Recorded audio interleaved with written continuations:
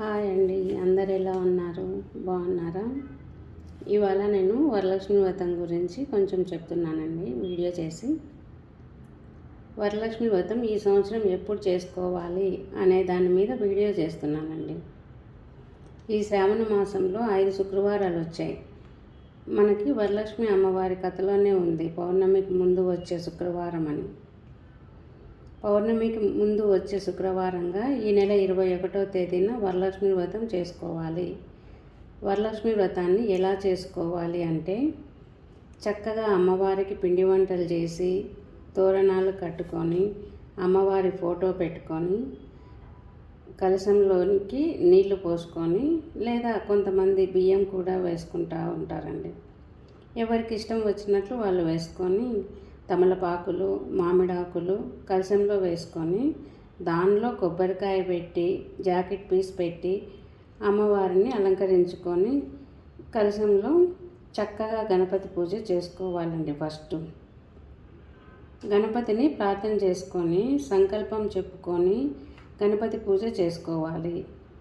అమ్మవారిని కలశంలో ఆవాహం చేసుకొని అమ్మవారికి ప్రతిమ ఉంటే కాసు కానీ ఏదైనా అమ్మవారికి పెట్టి అమ్మవారికి అష్టోత్తరాన్ని చదివి అమ్మవారికి పూలతో కానీ పసుపు కుంకుమలతో కానీ అమ్మవారికి కుంకుమార్చన చేసుకోవాలి. ఏదైనా లక్ష్మీ అష్టోత్తరాలతో శ్లోకాలతో అమ్మవారికి అర్చన చేసుకోవాలి. మనం చేసిన పిండి వంటలను అమ్మవారికి నైవేద్యంగా పెట్టి అమ్మవారికి నివేదన చేసి అమ్మవారికి హారతులు ఇచ్చి తోరణాలకు పూజ చేసి ఇరుగు పొరుగు వాళ్ళని పిలిచి వాళ్ళకు తోరణాలు కట్టి అమ్మవారికి పూజ చేసుకోవాలి. ఇది చాలా సింపుల్ చేసుకోవచ్చండి పూజ. సింపుల్గా వరలక్ష్మి వ్రతం ప్రతి మహిళ చేసుకుంటుంది. ప్రతి మహిళ కూడా తప్పకుండా శ్రావణ మాసం వరలక్ష్మి వ్రతం చేసుకుంటారు. సోషల్ మీడియా ప్రభావం వలన విగ్రహం పెట్టుకొని చేయాలంట, అమ్మవారికి జడకుచ్చులు వేయాలంట, చీర కట్టాలంట అని బాగా ఇన్ఫ్లుయెన్స్ అయిపోతున్నారు. అలా ఏమీ అవసరం లేదండి. సింపుల్గా వరలక్ష్మి వ్రతం బుక్ తెచ్చుకొని కథ చదువుకుంటే సరిపోతుందండి. పోటీ పడకండి. ఇలా కూడా పోటీ పడుతూ ఉంటారండి. మా ఇంట్లో పిండి వంటలు ఎన్ని రకాలు చేశాం, మరి మీ ఇంట్లో పిండి వంటలు ఎన్ని రకాలు చేశారు అని పోటీ పడి పిండి వంటలు చేస్తూ ఉంటారండి. అవేమీ అవసరం లేదండి. భక్తి శ్రద్ధలతో చేస్తే చాలండి. ఇరుగు పొరుగు వాళ్ళని పిలిచి వాళ్ళకు కూడా ఏమీ ఆడంబరాలు అవసరం లేదండి. వారికి చక్కగా పాదాలకు పసుపు పూసి కుంకుమ పొట్టు పెట్టి వారికి 2 తమలపాకులు, 2 పండ్లు, 2 వక్కలు, గాజులు, శక్తి ఉంటే జాకెట్ పీసు వారికి తాంబూలంగా ఇచ్చి వారి ఆశీర్వాదం తీసుకుంటే చాలండి. సింపుల్గా ఇలా చేస్తే చాలు. అంతే తప్ప విగ్రహం పెట్టాలి, ఆ విగ్రహానికి చీర కట్టాలి, కుచ్చుళ్ళు వేయాలి, ఆభరణాలు పెట్టాలి, వెండి సామాన్లు అన్నీ ఉంటేనే పూజ చేసుకోవాలి, అమ్మవారికి మొహం ఉండాలి, మొహం ఉంటేనే పూజ చేసుకోవాలి, ఇలా ఎక్కడా లేదండి. ఏం లేదు అసలు. సోషల్ మీడియా ప్రభావం వల్ల దయచేసి ఇన్ఫ్లుయెన్స్ అవ్వకండి. సింపుల్గా భక్తి శ్రద్ధలతో అమ్మవారికి పూజ చేసుకోండి. ఖచ్చితంగా అమ్మవారి అనుగ్రహం ఉంటుంది. భక్తి శ్రద్ధలతో అమ్మవారికి ఇలా పూజ చేసుకోండి చాలు. ప్రసాదాలు కూడా ఇన్ని చేయాలి అన్ని చేయాలి అని కాదు. యథాశక్తిగా వడపప్పు పానకం పెట్టి సింపుల్గా బెల్లం పొంగల్ చేసి పెట్టినా చాలు. అది కూడా శక్తి లేదా 2 పండ్లు పెట్టినా చాలండి.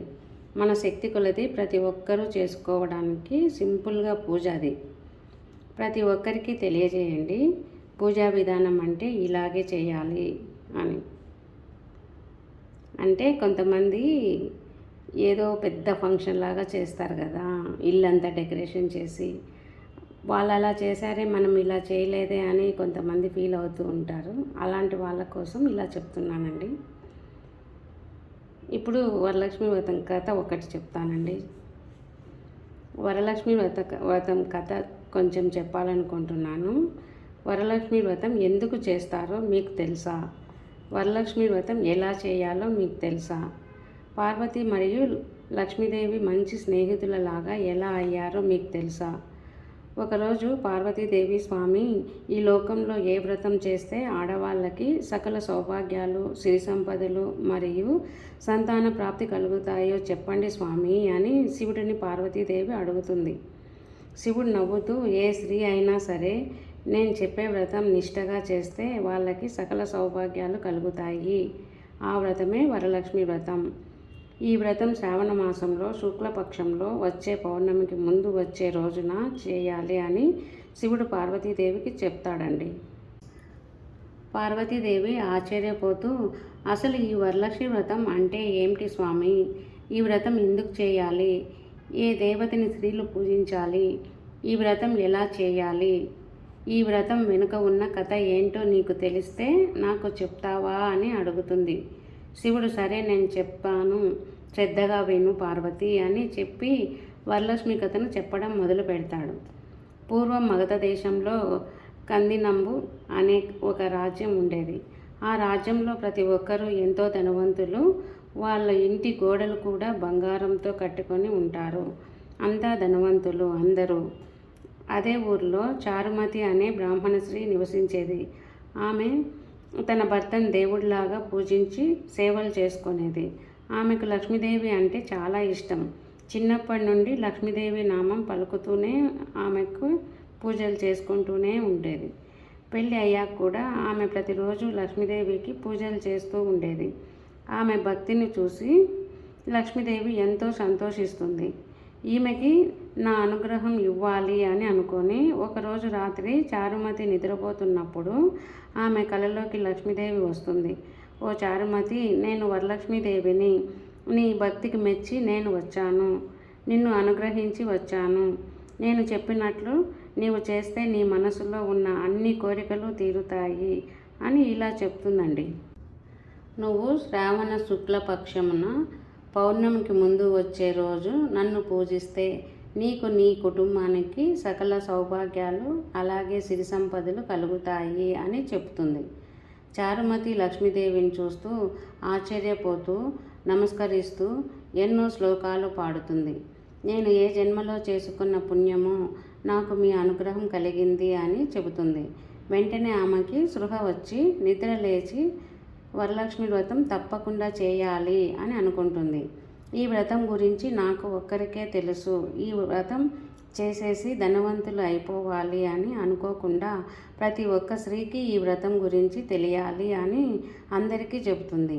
అలా అందరూ ఆ రోజు కోసం ఎదురు చూస్తూ ఉన్నారు. మొత్తానికి లక్ష్మీదేవి చెప్పిన రోజు వచ్చింది. చారుమతి అలాగే మిగతా స్త్రీలు అందరూ తెల్లవారుజామునే లేచి తలస్నానం చేసి శుభ్రమైన బట్టలను కట్టుకొని చారుమతి ఇంట్లోనే ఈశాన్య మూలంలో గోమయంతో అంతా అలికి మండపం ఒకటి ఏర్పాటు చేసి దానిపైన కొత్త బియ్యం పోసి మరి చిగురులు అలాగే పంచ పల్లవులతో ఒక కలశాన్ని తయారు చేస్తారు. ఆ తరువాత అందరూ కూర్చొని తద్మాసనే పద్మాకరే సర్వలోకైక పూజితే నారాయణ ప్రియాదేవి సరితాభావ సర్వదా అనే శ్లోకం పలుకుతూ లక్ష్మీదేవిని పూజిస్తారు. 9 సూత్రములు కలిగిన తోరంబుని వారి కుడి చేతికి కట్టుకొని వరలక్ష్మీదేవికి అనేక రకములైన నైవేద్యములు సమర్పించి ఆ మండపంలోని మంట చుట్టూ ప్రదక్షిణలు చేస్తారు. మొదటిగా ఒకసారి మండపం చుట్టూ తిరగగానే వాళ్ళ మీద బంగారు నాణ్యముల వర్షం కురుస్తుంది. రెండవసారి మండపం చుట్టూ తిరగగానే వాళ్ళ మీద వజ్రాల వర్షం కురుస్తుంది. మూడవసారి మండపం చుట్టూ తిరగగానే వాళ్ళ ఒంటి మీద 7 వరాల నగలు ప్రత్యక్షమవుతాయి. 4వసారి మండపం చుట్టూ తిరగగానే వాళ్ళ ఇంట్లో ఉన్న వారి అనారోగ్యాలన్నీ బాగుపడతాయి. 5వసారి మండపం చుట్టూ తిరగగానే వాళ్ళ ఇంటి ముందు బంగారు వాహనాలు, గుర్రాలు, ఏనుగులు ప్రత్యక్షమవుతాయి. అలా ఆ మండపం చుట్టూ తిరిగిన ప్రతిసారి లక్ష్మీదేవి వాళ్ళకి ఏం కావాలో అవి ఇచ్చేస్తుంది. అలా కొద్ది సమయానికి వ్రతం పూర్తి చేసి అమ్మవారికి పెట్టిన ప్రసాదం ఇంట్లో వాళ్ళకి తీసుకొని వెళ్తారు. అక్కడున్న ఆడవాళ్ళంతా చారుమతి కాళ్ళ మీద పడిపోయి ధన్యవాదములు అని చెప్పి వెళ్ళిపోతారు. లక్ష్మీదేవి ప్రత్యక్షమయ్యి, నేను నీకు చెప్పిన ఈ వ్రత రహస్యం స్వార్థపడి నువ్వు ఒక్కదానివే చేయకుండా పెద్ద మనసుతో ఊరిలో ఉన్న ప్రతి ఆడవాళ్ళకి చెప్పావు. చూడు నువ్వే చారుమతి నా అసలైన భక్తురాలివి అని హత్తుకుంటుంది. ఇక నుండి ఏ ఆడవాళ్ళైనా సరే శుక్లపక్షంలో వచ్చే పౌర్ణమి తిథికి ముందు వచ్చే రోజున వరలక్ష్మి వ్రతం చేస్తే నేను వాళ్ళని తప్పకుండా అనుగ్రహిస్తాను అని వరం ఇచ్చింది పార్వతి అని శివుడు పార్వతీదేవితో చెబుతాడు. పార్వతీదేవి సరే స్వామి, అయితే ఈరోజే మీరు చెప్పిన రోజు, ఈరోజు నేను వ్రతం చేస్తాను అని అంటుంది. నీకు ఏం కష్టం వచ్చింది పార్వతి? నేను నిన్ను బాగానే చూసుకుంటున్నాను కదా అని శివుడు అనగా పార్వతీదేవి నవ్వుతూ లేదు లేదు స్వామి, మీరు నన్ను బాగా చూసుకుంటున్నారు, నాకు లక్ష్మీదేవిని చూడాలని ఉంది అని అంటుంది. అందుకే వరలక్ష్మి వ్రతం చేస్తాను అని వ్రతం మొదలు పెడుతుంది. తరువాత లక్ష్మీదేవి ప్రత్యక్షమవుతుంది. వాళ్ళిద్దరూ వాళ్ళ గురించి ఒకరినొకరు తెలుసుకుంటూ పార్వతి మరియు లక్ష్మీదేవి ఇద్దరూ మంచి స్నేహితులు అవుతారు. ఈ వరలక్ష్మి వ్రతం వెనుక ఉన్న కథ ఇదే. మీకు అర్థం అవ్వాలని ఈ కథ చెప్పాను. ప్రతి ఒక్క ఆడవాళ్ళు తప్పకుండా ఈ వ్రతం చేయండి. నేను ఎందుకు ఈ కథను చెప్పానంటే మీకు ఇప్పటికే అర్థమై ఉంటుంది ఎలా పూజ చేయాలి, ఎందుకు పూజ చేయాలి అని చెప్పడం కోసమే నేను ఈ కథను మీకు చెప్పాను. అంతేకాని ఆడంబరాలు అవసరం లేదండి, వెండి సామాన్లు, గిఫ్ట్లు అన్నీ అవసరం లేదండి. పసుపు కుంకుమ ఉంటే చాలండి, పండ్లు పూలు ఉంటే చాలండి, వ్రతం చేసుకోవచ్చు. అందుకోసమే మీకు ఇలా చెప్పడం కోసమే ఈ కథను చెప్పానండి. బాయ్ అండి.